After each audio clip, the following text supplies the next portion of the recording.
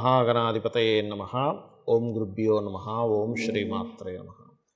పరమేశ్వర స్వరూపమైనటువంటి జ్యోతిష, వాస్తు మరియు ఇతర అనేకమైనటువంటి శాస్త్రములను మనకు అందించినటువంటి మహర్షులకి నమస్కారం. హయగ్రీవ హయగ్రీవ హయగ్రీవేతియో వదేత్తస్య నిస్సరతే వాణి జహ్నుకన్యా ప్రవాహవత్. అరుణాం కరుణాతరంగితాక్షీం ధృతపాశాంకుశపుష్పబాణచాపాం అనిమాదిభిరావృతాం మయూకైః అహమిత్యేవ విభావయే భవానీం. శ్రీమాత్రే నమః. ప్రేక్షకులకి లలితాంబిక అమ్మవారి యొక్క అనుగ్రహం పరిపూర్ణంగా కలగాలని మనస్ఫూర్తిగా కోరుకుంటూ మనం ఈరోజు చెప్పుకోబోయే టాపిక్ ఏమిటంటే, మీరు పుట్టిన లగ్నం ఏమిటి? 12 లగ్నాలు ఉంటాయిగా, 12 రాసులాగే లగ్నం తెలియని వారు రాశి నుంచి చూసుకోవచ్చు. గుర్తుపెట్టుకోండి నేను చెప్పే టాపిక్ ఏదైతే ఉందో. ఆ లగ్నరీత్యా లేదా రాశిరీత్యా మీరు జన్మించినప్పుడు మీ లైఫ్ లాంగ్ అంటే మొత్తం మీ జీవితంలో తీసుకోవాల్సిన జాగ్రత్తలు ఏమిటి? మీ లైఫ్లో ఏ గ్రహం స్టాండర్డ్గా ఉండేవి అంటే అలాగా మీ జన్మజాతకంలో ఈ యొక్క ప్లానెట్ యొక్క ప్రభావం ఇలా ఉంటుంది కాబట్టి మీరు ఈ జాగ్రత్త తీసుకోవాలి, ఇటువంటి అవకాశాలు వస్తాయి, ఈ విషయంలో ఈ దేవత ఆరాధన చేసుకుని మీకు వీక్గా ఉన్నట్లయితే అనేటువంటి అంశాలు మనం ఒక్కొక్క లగ్నరీత్యా ఒక్కొక్క రాశిరీత్యా మనం ఇప్పుడు తెలుసుకుందాం. మీన లగ్నము, మీనరాశి. మీన లగ్నంలో జన్మించారు అంటే ఆధ్యాత్మికమైన ప్రయాణం ఒక కొలికి వచ్చినప్పుడు మాత్రమే మీన లగ్నంలో జన్మిస్తారు. అందుకే మీన లగ్నంలో మీన రాశిలో జన్మించిన వారికి ఏమవుతుందంటే వాళ్ళకి ఎప్పుడూ లైఫ్లో ఒక సెర్చ్ జరుగుతూ ఉంటుంది మైండ్లో. ఏంటంటే నేను ఎందుకు జన్మించాను, వాట్ ఈజ్ మై లైఫ్, నా లైఫ్ ఏమిటి, నేను ఎందుకు జన్మించాను, ఎందుకు ఇక్కడ ఉంటున్నాను, ఎందుకు ఇట్లా ఉంటుంది, ఈ సెర్చ్ అనేది మీకు లైఫ్లో ఎప్పుడు జరుగుతూనే ఉంటుంది, ఎప్పుడు తిరుగుతూనే ఉంటుంది. కాబట్టి ఏంటంటే ఈ మీనంలో జన్మించామండి అండ్ మీనలగ్నంలో ఉన్నటువంటి దీంట్లో జన్మించడం వల్ల నా లైఫ్ ఇట్లా ఉంటుందా? ఎందుకంటే లాస్ట్ లైఫ్స్ అయ్యేవి మ్యాక్సిమం అంటే మీ జన్మజాతకంలో కర్మకారకుడు అండ్ మోక్షకారకుడు, జీవకారకుడు అండ్ కాలానికి కారకులు, వీటి కాంబినేషన్స్ని బట్టి this is lost life are not అనేది మనం డిసైడ్ చేస్తూ ఉంటాం. బట్ మీనలగ్నంలో జన్మించినప్పుడు ఏంటంటే ఇన్బిల్ట్గానే కొంత అది లాస్ట్ లైఫ్ అయ్యే వాళ్ళే అక్కడ జన్మిస్తారు. ఎందుకు అంటే జీవితం యొక్క పరిపక్వత, లైఫ్ యొక్క ఏమిటి అనేటువంటిది అందుకే వాళ్ళకి సర్చింగ్ జరుగుతుంటుంది. అయితే ఇక్కడ న్యాచురల్గా వీళ్ళలో గురుతత్వం వీళ్ళకి కూడా చాలా ఎక్కువగా ఉంటుంది, ఎలా అయితే ధనుర్లగ్నం వారికి ఉంటుందో. అండ్ అలాగే వీరి కర్మలన్నీ కూడా ఈ జూపిటర్ రిలేటెడ్గానే ఉంటూ ఉంటాయి. అంటే ఏదైనా టీచింగ్ రిలేటెడ్ కావచ్చు, ఎనీథింగ్ దానికి సంబంధంగానే వెళ్తూ ఉంటుంది. అయితే ఇక్కడ ఏంటంటే పర్టికులర్గా మీరు గమనించవలసిన విషయం, మీన లగ్నంలో జన్మించినప్పుడు ఫైనాన్స్ అనేటువంటిది ఏదైనా ఫైరీ, ఎలక్ట్రానిక్స్ ఇట్లాంటి వాటి ద్వారా కూడా వస్తూ ఉంటుంది. ఎలక్ట్రికల్ వస్తువులు, ఫైర్ రిలేటెడ్ వస్తువులు, అంటే ఫైర్కి సంబంధించినవి. అంటే అట్లాగే ఇప్పుడు గ్యాస్ ఉంది, స్టవ్ ఉంది, బర్నర్స్ ఉంటాయి, ఇట్లా రకరకాలు. అయితే ఇక్కడ మీన లగ్నంలో జన్మించినప్పుడు మాత్రం కొంచెం సిబ్లింగ్స్లో స్త్రీలు ఉన్నట్లయితే వాళ్ళతో కొంత జాగ్రత్తగా ఉండాలి. ఏం చదివినా ఏదైనా ప్రాపర్టీ తీసుకున్నా అన్నీ రెండుగా ఉంటూ ఉంటుంది పరిస్థితి వీరికి. అయితే ఎలా అయితే ధనుర్లగ్నం వారికి సప్తమాధిపతి బాధకుడు అవుతాడో, మీ లగ్నం వారికి కూడా సప్తమాధిపతి బాధకుడు అవుతాడు. కాకపోతే మీ యొక్క జీవిత భాగస్వామి ఏదైనా బిజినెస్ రిలేటెడ్ దాంట్లోని అట్లాంటి రంగాల్లో ఉండేటువంటి ఛాన్సెస్ ఎక్కువగా ఉంటాయి. సంతాన సంబంధించిన విషయంలో కూడా మీన లగ్నం వారికి ఎక్కువ టైం పడుతుంది. సంతానం విషయంలో ఎక్కడో మూన్ పాడైతే తప్పితే ఎర్లీగానే సంతానం అనేటువంటిది కలుగుతూ ఉంటుంది. బట్ మూన్ పాడైతే that is different thing, late అవ్వడం జరుగుతూ ఉంటుంది. బట్ ఇక్కడ ఏంటంటే ముఖ్యంగా ఈ యొక్క మీనలగ్నానికి 12th and 11th లార్డ్షిప్ శనికి వచ్చింది. అందుకని ఏమిటి, ఏదైనా బిజినెస్లు అనేవి లోకల్గా కాకుండా, సహజంగా మీన లగ్నం అంటేనే మీనము అనేది కొంచెం విదేశాలని సూచించేటువంటి లగ్నంగా చెప్తున్నారు, న్యాచురల్ 12th లార్డ్ కాబట్టి. ఆదానికి మీరు కనుక ఏదైనా బిజినెస్లో ఉన్నారు, అప్పుడు ఈ 12th and 11th లార్డ్షిప్ సాటర్న్కి వచ్చింది కాబట్టి లాంగ్ టర్మ్లో మీరు విదేశాల్లో ఉండేటువంటి కంపెనీస్తో టైఅప్ పెట్టుకోవడం వల్ల లాభం వస్తుంది ఒకటి. రెండవది ఏమిటి, మీకు పార్ట్నర్షిప్ చేస్తున్నారు, మెర్క్యూరీని ఖచ్చితంగా చెక్ చేసుకోవాలి.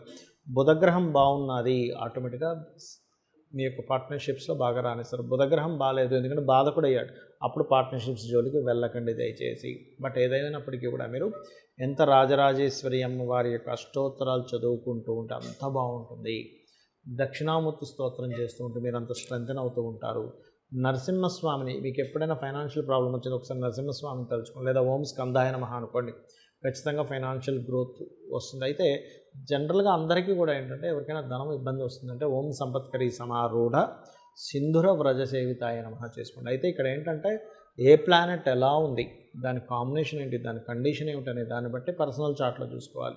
మనము ఒక్కొక్క ప్లానెట్ స్ట్రెంగ్త్ ఎంత ఉంది దాన్ని బట్టి రెమెడీ చేసుకోవాలని చెప్పాను నేను మీకు. అయితే ఇక్కడ ఒకటే గుర్తుపెట్టుకోండి, జ్యోతిష్శాస్త్రం అనేటువంటి దేనికి ఉంది అంటే మీకు ఒక వెలుగు, మీకు ఒక రూట్ చూపించడానికి మాత్రమే. అంతేగాని నా జీవితం ఇంతే, నా జాతకం ఇంతే, నేను ఇంకెప్పుడు ఇలాగే ఇబ్బంది పడాలని కాదు. మీకు ఒక తోవ తెలియట్లేదు ఒక దగ్గరికి వెళ్ళడానికి, మనం ఏం చేస్తాం, వెంటనే మన ఫోన్ ఓపెన్ చేసి అందులో సెర్చ్ కొడతాం, నేను ఇక్కడికి వెళ్ళాలంటే ఎలా వెళ్ళాలి, వెంటనే రూట్ చూపిస్తుంది. ఒక రోడ్డు బ్లాక్ అయితే ఇంకో రోడ్లోంచి ఎలా వెళ్ళాలో చూపిస్తుంది. అలాగే జ్యోతిష్శాస్త్రం కూడా ఒక దీపంలాగా జ్యోతి కాబట్టి వెలుగు చూపిస్తుంది. ఇప్పుడు ఉదాహరణకి ఇందాక మనం చెప్పుకున్నటువంటి జాతచక్రం స్ట్రెంత్ఫుల్గా ఉండాలి, ఉండకూడదని చెప్పాను. ఇప్పుడు ఉదాహరణకి మీకు ఒకవేళ నా యొక్క అంటే మీ జన్మజాతకంలో 10th లార్డ్ బాలేడు, ఉద్యోగంలో సరిగ్గా సెటిల్ అవ్వలేకపోతున్నారు అనుకోండి, వెంటనే మీరు ఏమీ కంగారు పడకుండా నేను అమ్మవారిని నమ్ముకున్నాను, నేను నామం చేసుకుంటాను, 100% నేను సక్సెస్ అవుతాను అనుకోండి. అది ఏమిటి అంటే ఓం శ్రీమాత శ్రీ మహారాజ్ని శ్రీమత్ సింహాసనేశ్వరి నమః, లేదా ఓం మాణిక్య మకుటాకార జానుద్వయ విరాజితాయే నమః. 40 minutes చేయండి, ఖచ్చితంగా మీకు మీ యొక్క జాబ్ సంబంధించిన విషయంలో 100% గ్రోత్ ఉంటుంది. అదేవిధంగా బెల్లం తినిపించండి, నువ్వులు దానంగా ఇవ్వండి, ఉలవలు దానంగా ఇవ్వండి. అలా కాదండి నాకు జాబ్ చేస్తున్నాను బట్ ఫైనాన్షియల్గా నేను ఎందుకు ఎదగలేకపోతున్నాను, నేను అనుకున్నంత ఎక్స్పెక్ట్ చేస్తున్నంత, నేను కష్టపడుతున్నంత ధనం రావట్లేదు, అప్పుడు ఎలాగా అంటే మీ 2nd లార్డ్ ఇక్కడ బలహీన పడ్డాడని అర్థం. అప్పుడు మీరు చేయాల్సింది ఏమిటి, ధనాధిపతి బలహీనంగా ఉన్నాడు, ధనం పెరగాలి. ఎలా పెరుగుతుంది, అమ్మవారి అనుగ్రహం ఉంటే పెరుగుతుంది. సింపుల్గా ఏం లేదు, చక్కగా మీరు ఒక తూర్పుకి ఎదురుగా కూర్చొని, లేదా సాయంత్రం పూట అయితే వెస్ట్ సైడ్ అయినా కూర్చోవచ్చు, కూర్చొని ఓం సంపత్కరీ సమారూఢ సింధుర వ్రజ సేవితాయే నమః, లేదా ఓం ధర్మాధ్యక్ష ధనాధ్యక్ష ధన ధాన్య వివర్ధనీయే నమః. ఇవి చూడ్డానికి లలితా సహస్రనామాలు కేవలం నామాల్లో అనిపిస్తాయి, కానీ ఇవి గుర్తుపెట్టుకోండి చూడ్డానికి నామములే కానీ బీజాక్షరములతో సమానము, వేదముతో వేద మంత్రాలతో సమానము. ఎందుకంటే అమ్మవారిలో నుంచే ఒక 8 కిరణములు వసిన్యాది వాగ్దేవతలు తెల్లటి కిరణాలు బయటకు వచ్చి చెప్పినటువంటి అంశం ఇది. కాబట్టి అపౌరుషములు అంటారు వీటిని. మీరేంటంటే అసలు ఇది చాలా స్ట్రాంగ్ అని మీరు బిలీవ్ చేయాలి. మీరు తెలుసుకొని చేస్తే దాని ఫలితం వేరుగా ఉంటుంది. అదేవిధంగా మరి కొంతమందికి బిజినెస్ చేస్తారు, జాబ్ కాకుండా అందులో బాగా రాణించాలని ఉంటుంది. అప్పుడు ఏం చేయాలి అంటే ఓం ఇంద్రగోప పరిక్షిప్త స్మరతూనాభజంగికాయై నమః చేసుకుంటూ ఉండాలి. ఇది మరొక విషయం ఏంటంటే ఇక్కడ దీంతోపాటు ఇక్కడ మీరు మరొక విషయం అర్థం చేసుకోవాల్సింది ఏమిటంటే ఇక్కడ ఎవరైనా కానీ ఒక్కొక్కరికి ఎలా ఉంటుందంటే జాబు బిజినెస్ ఇవన్నీ ఒక ఎత్తు అయితే వివాహం అవ్వట్లేదని బాధపడుతూ ఉంటారు. అప్పుడు ఏంటి, 7వ స్థానాధిపతి పాడయ్యాడని అర్థం. మీ జన్మజాతకంలో 7th లార్డ్ పాడయ్యాడు. 12 లగ్నాలు 12 డిఫరెంట్ 7th లార్డ్స్ ఉంటారు. ఆ 7వ ఏ గ్రహాల చేత పాడయ్యాడు, అందుకు అది పనిచేయట్లేదు. అంటే ఏమిటి, సింపుల్ ఎగ్జాంపుల్ ఇప్పుడు చెప్తాను చూడండి, ఒక చిన్న ఎగ్జాంపుల్స్ చెప్తాను. ఒక వెహికల్ ఉంది, బ్రేక్ కొడుతుంటే బ్రేక్ అవ్వట్లేదు, లేదా యాక్సిలేటర్ రైజ్ చేస్తుంటే అవ్వట్లేదు. అంటే కారణం ఏంటి, దానికి సంబంధించిన లింక్ ఏదైతే వైర్ ఉందో అది తెగిపోయింది. సింపుల్, అంతే కదా. మనం ఏం చేస్తాం, దాన్ని రిపేర్ దగ్గర తీసుకెళ్ళి దాన్ని రిపేర్ చేసుకుంటాం. అంతేగాని కారు వదిలేయడం కదా, కారు వదిలేయం కదా, నా జీవితం ఇంతే అనుకోం కదా. బ్రేక్ పడకపోతే నా కారు ఇంతే అని కారు వదిలేయం, లేకపోతే మనం విరక్తితో వెళ్ళిపోం. సింపుల్గా ఆ బ్రేక్ ఎందుకు పడట్లేదో తెలుసుకుని దాన్ని రిపేర్ ఎలా చేసుకుంటామో. మీకు 7th లార్డ్ ఎవరైతే అయ్యారో ఆయన బలహీనంగా ఉన్నాడు. కాబట్టి లలితా సహస్రనామాల్లో ఓం కామేశ బద్ధ మాంగళ్య సూత్రశోభిత కందరాయ నమః అని అనుకుంటున్నట్లయితే మీ 7వ స్థానాధిపతి ఎందుకు వీక్ అయ్యాడంటే పూర్వజన్మల్లో తెలుసో తెలియకో మనం కొన్ని దోషాలు చేసి ఉంటాం జీవిత భాగస్వామి విషయంలో. కాబట్టి ఈ రకంగా ఉంటుంది. అదేవిధంగా వివాహం అయింది కానీ మాకు ఇబ్బంది ఉందండి, ఓం శివ కామేశ్వర అంకస్త శివ స్వాధీన వల్లభాయ నమః. ఇంకొంతమంది జాతకాల్లో ఇంకో కొన్ని విచిత్రాలు జరుగుతుంటాయి. ఎలా అంటే నేనేం చేసినా తప్పు పడుతున్నారండి అంటూ ఉంటారు. ఇక్కడ 2 రకాలు. సొసైటీ నేనేం చేసినా ఏం మాట్లాడిన ఇబ్బంది పడుతుంది అన్నప్పుడు ఓం కర్పూర వీటి కామోద సమాకర్ష దిగంతరాయ నమః చేసుకోవాలి.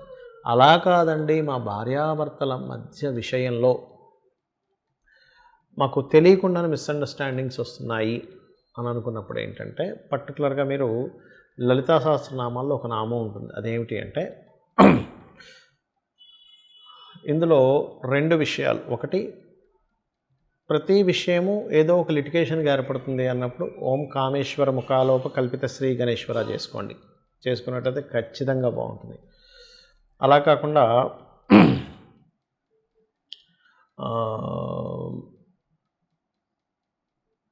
ఒక్కొక్కసారి ఏమవుతుంటుందంటే ఏ పని చేస్తున్నా సరే ఆటంకం కలుగుతుంది అన్నప్పుడు కూడా ఈ నామం చేసుకోవచ్చు. కామేశ్వర ముఖాలోక కల్పిత శ్రీ గణేశ్వర అనేటువంటిది. ఈ రకంగా ఏంటంటే 1 కాదు 2 కాదు, మనకి జాబ్ కానివ్వండి, కెరియర్ కానివ్వండి, ఫైనాన్స్ కానివ్వండి, లలితా సహస్రనామాల్లో ఒక్కొక్క నామాన్ని మీరు భక్తి శ్రద్ధలతో కనుక చేసినట్లయితే మీ జన్మజాతకంలో ఎటువంటి యోగమున్నా, ఎటువంటి అవయోగమున్నా, యోగం ఉండి అది ఓపెన్ అవ్వట్లేదన్నా మంత్రం చేసుకుంటే ఓపెన్ అవుతుంది. అవయోగం ఉండి దాని ద్వారా ఏదైనా ఇబ్బంది వస్తుందని అనుకున్నా కూడా మీకు ఆ ఇబ్బంది అనేటువంటిది తొలగుతుంది. శ్రీమాత్రే నమః.